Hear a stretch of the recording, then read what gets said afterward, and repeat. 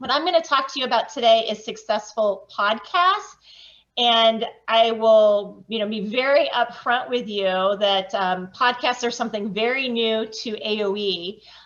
But I didn't want that to hold us back from actually talking about this topic, because we're getting a lot of questions from clients in the industry about it.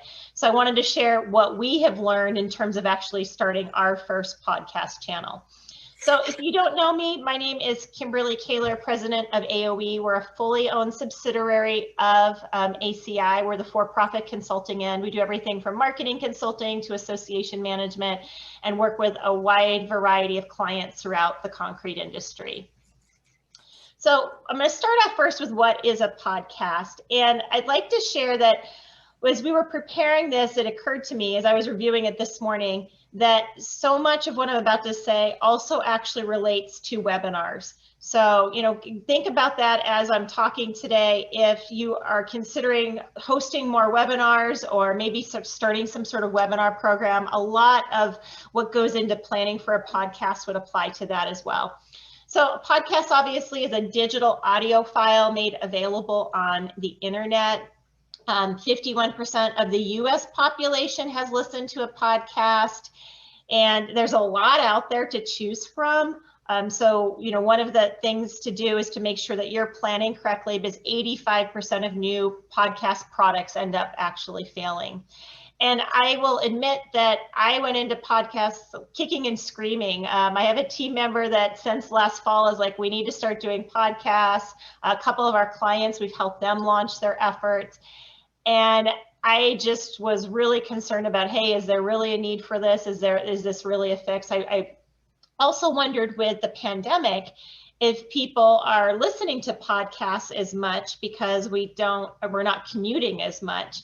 But the stats show that a lot of people are, listening to podcasts. They're still in their cars. Maybe they're driving to their vacations instead of getting on a plane. They're listening to podcasts while they're walking their dog, etc. So it is something to consider.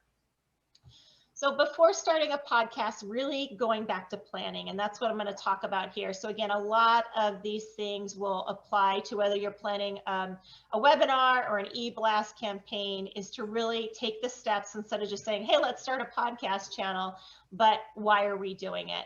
So first of all, making sure that you understand how the podcast fits into your mission, how it's going to support your brand, where it's going to fit with other podcasts actually out in the marketplace, understanding your audience, and then what kind of, what part of it, what do you already listen to? So that will help dictate what the style is.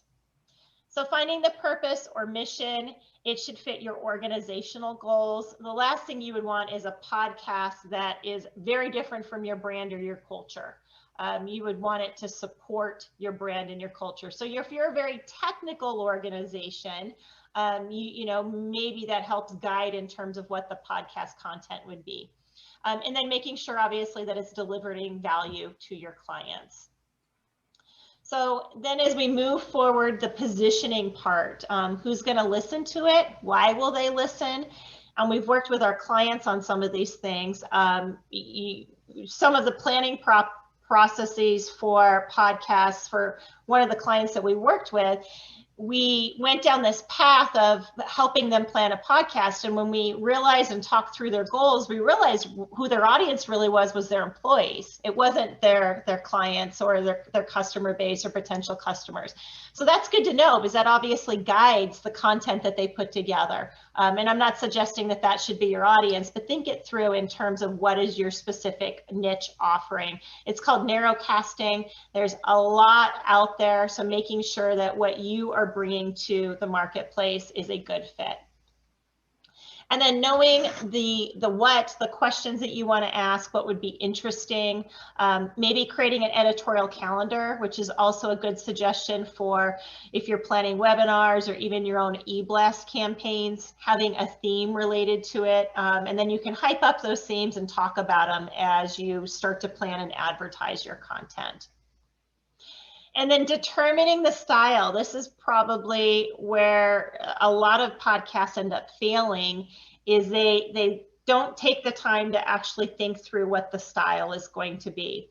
So, in addition to understanding what the length is going to be and hosts, are you going to rotate hosts? Are you going to have one host in particular? But what's the style? Is it going to be very casual? Is it humorous? Is it a little bit more technical in nature, which is fine too? Maybe it's a little bit more serious. Are you going to have interviews, or is it one person that's more of a talking head that is actually, sharing some information? So thinking all of that through from the very beginning so you can set the tone. You could certainly have a podcast that maybe deviates a little bit from it, but you do want to help create expectations so that people follow it, they subscribe to it, and they know what they're getting.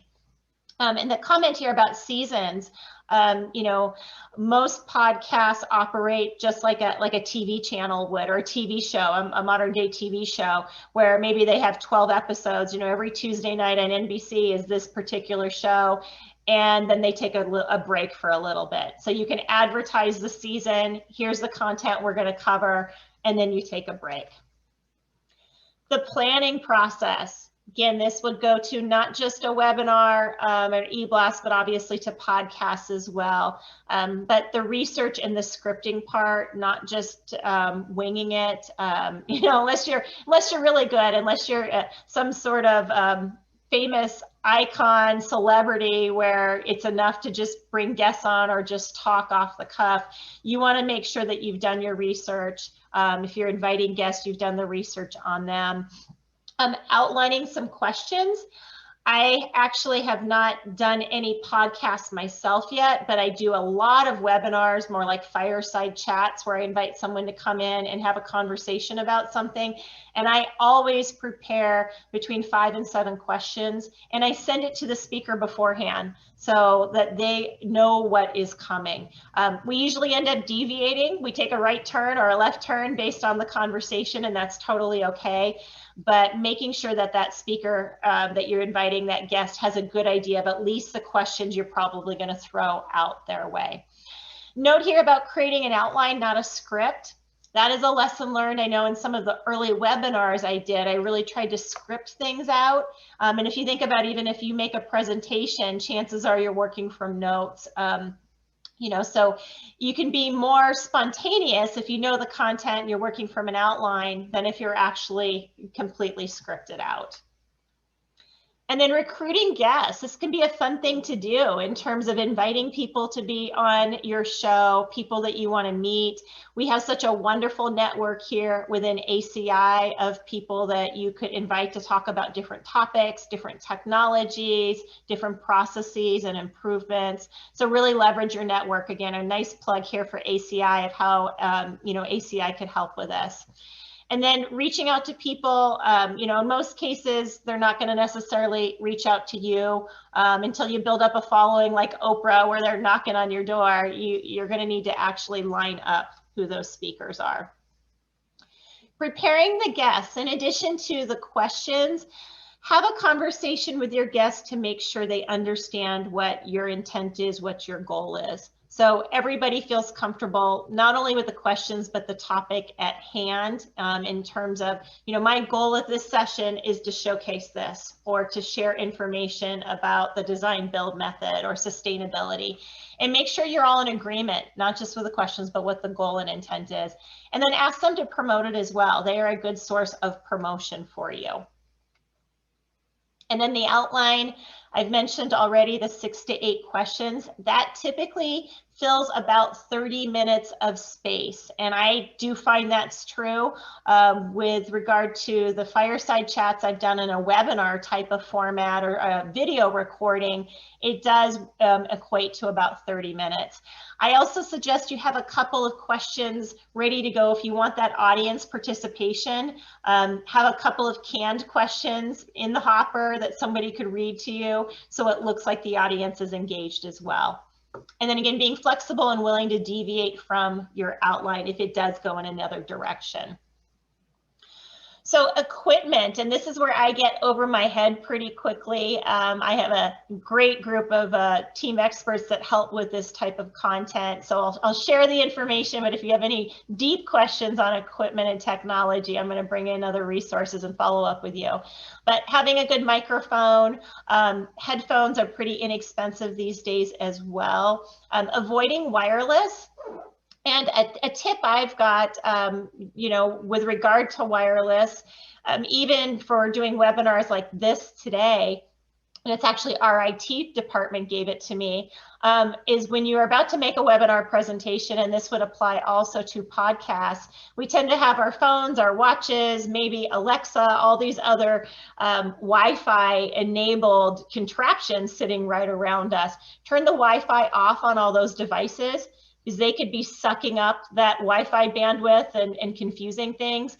And when I make webinar presentations, I actually, as I'm working from home right now, I actually leave my office upstairs and come down to the kitchen. So I'm real close to the Wi-Fi or even plugging in, just to make sure I have that really good solid bandwidth connection.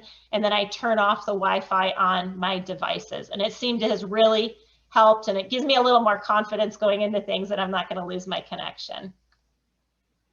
There's a lot of remote recording software as well. Skype call recorder, Zoom with Audacity. So a lot of different free options. And again, I'm happy to send this presentation to you so you've got all of these resources for yourself in terms of figuring out what would work best for you.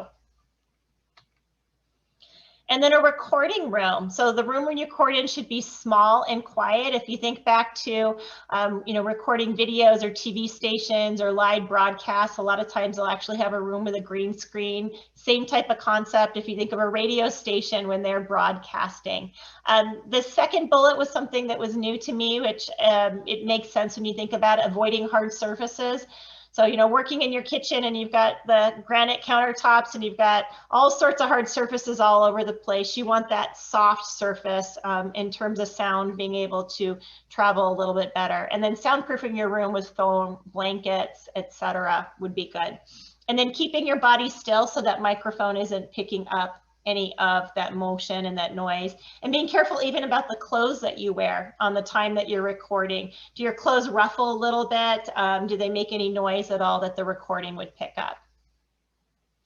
After recording, working, if you don't have the editing skills yourself, though there's a lot of great software out there now that is pretty easy and intuitive to learn, but cutting the filler words, the awkward pauses, sequencing, adjusting the pacing. So you can, in this editing software, you can speed up just a little bit. So, you don't sound like Alvin and the Chipmunks, so you're speaking really fast, but just adjusting the pacing a little bit, or if you have a speaker that tends to speak fast, you can slow it down just a little bit, cleaning up the audio, and then fixing volume levels.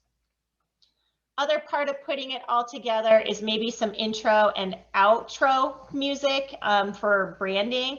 There's a lot of free, license-free music out there that you can use, especially if you're using some of these software tools that have plugins related to that. Make sure that you are confident that whatever you're using is royalty free. You don't want to get in trouble whatsoever, for broadcasting any sort of music.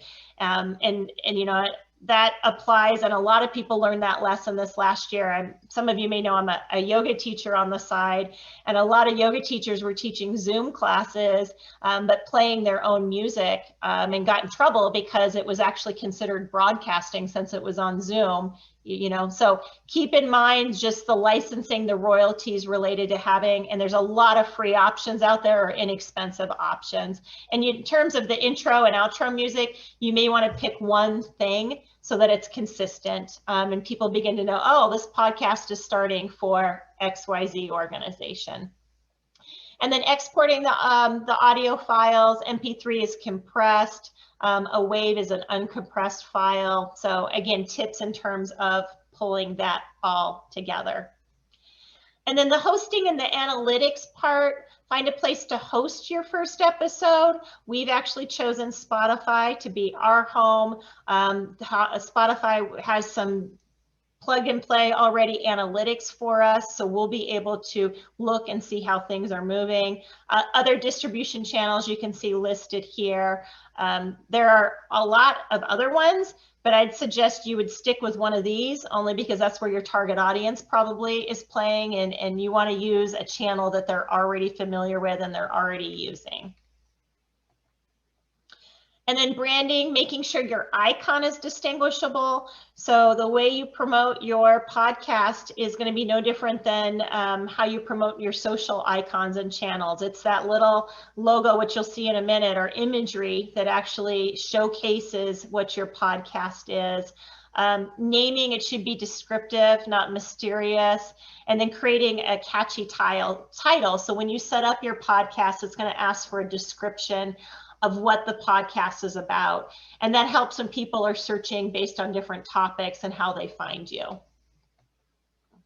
Promotion, sharing that icon that I've referred to, and I'll show you an example at the end of it, obviously promoting it on the other channels you have, your website, your social media, etc. Asking for review and ratings will help, as that'll help when somebody's searching for a podcast on a particular topic. And then collaborating with partners. So again, any speakers that you bring on, any other advertising and marketing efforts that you do, you want to try and promote it. So in summary, again, I want you to think of all the tips that I've shared here related to podcasts. I encourage you to also think about it in terms of webinars if you want to start hosting a regular webinar program. Really stopping, asking the why and the how and the what, who's our audience, what are we hoping to accomplish with this, what is our mission and vision, how does it relate to our organizational culture as well. And you can see here in the upper right corner, Advancing Excellence is the podcast channel that we have started. We actually started it just last Friday. You can see the description right here in terms of how we're advertising the program. Sometimes a deadline is a good thing. We got this up because I knew I had this presentation. Over the next couple of weeks, we are going to be building out. There's only one podcast up there right now, but we're going to be building it out. But we wanted to share this topic because we're getting so many questions from those in the industry about podcasts. How do you set them up? Wanted to share what the process is with all of you. So with that, I'm going to invite Kim to come back on the line to help me with any questions that come in the chat box. And if anyone has any questions, feel free to either put them in the chat box or unmute yourself. Love to have a conversation with anybody. And again, it doesn't have to be just related to podcasts as well. Fire away related to webinars and hosting, video sessions, fireside chats, e-blast campaigns, etc. So far, no questions in the chat box, Kimberly. Okay. Great. Well, we'll give it a minute. I am interested if anyone has a great podcast that they follow in our industry. Would love to share with the rest of the group if you want to share that in the chat room as well.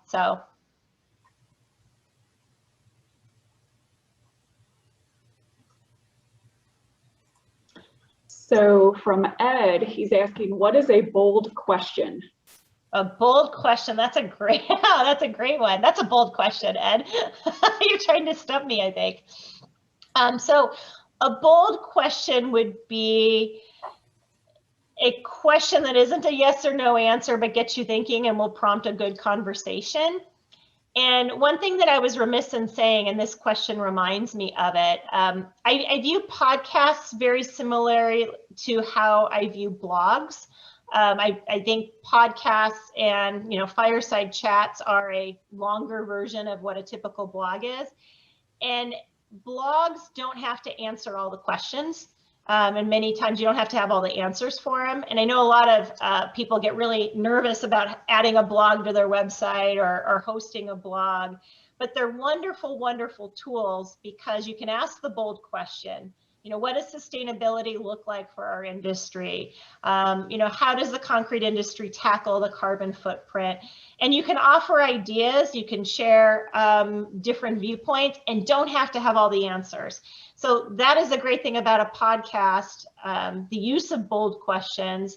That's a great thing about blogs, etc., is you can ask questions and not have to have all of the answers for it. Thank you, Ed. That's a great question. Hope it answered it for you. And I know bold questions can be scary if you're used to having the answers and are very technical in nature. And that's why some of these tools can seem, because they're unscripted as well, and you don't have all the answers. Any other questions come in? None right now.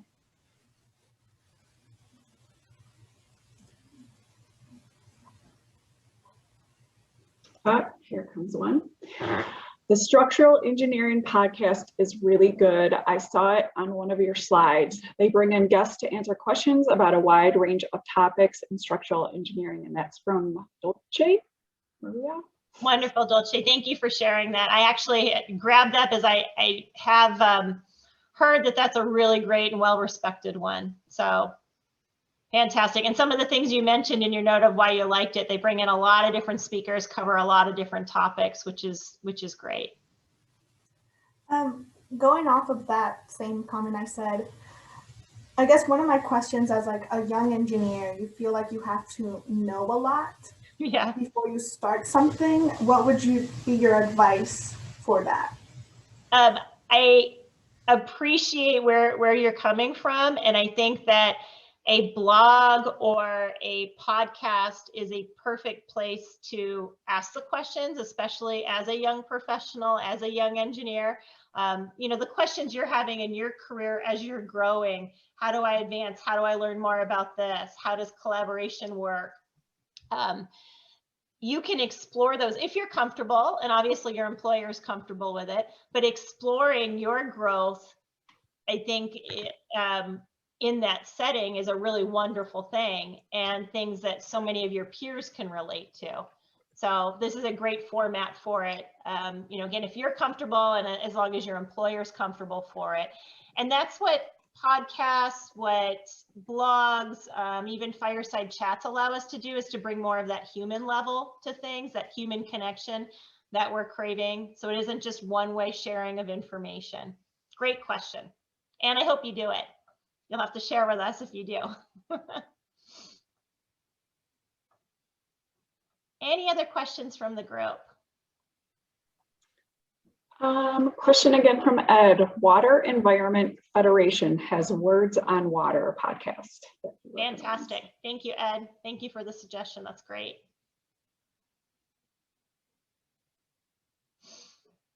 Okay, well, again, we will make all of the business demos related to marketing available to all attendees. We'll be sharing that probably early next week. We do have a session on social media tomorrow, if that interests you. Kim, any final words? Anything else come in? Nope, that looks like that's about it. Thank you so much. Thank you all for attending today. It's nice to see some familiar faces, and enjoy the rest of convention.